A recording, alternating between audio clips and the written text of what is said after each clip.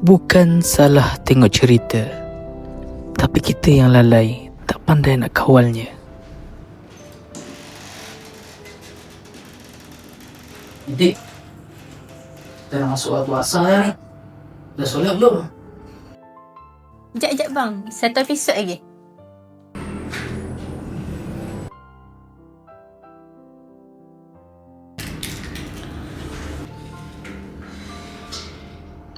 Dik, Kenapa bang? tahu tak solat ni penting? Sebab solat ni, Nabi kita direct terus dengan Allah masa Isra Mi'raj. Macam ibadah lain, dia turun kat bumi. Tapi ni, Nabi terus naik ke langit. Kalau Nabi struggle turun naik langit untuk dapatkan perintah solat, sayanglah kalau adik tinggalkan solat sebab cerita. Lagipun, benda first yang akan dihisap masa hari kiamat adalah solat. Takut tak? Baik bang, sorry adik stop je. Nanti adik sambung balik.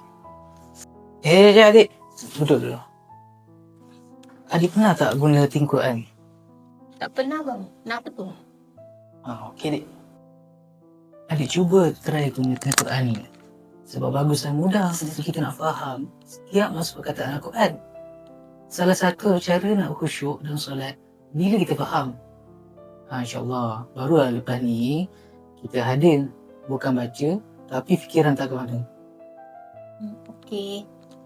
Lepas adik solat, abang ajar cara nak guna tin Quran. Boleh? Boleh, tak ada masalah.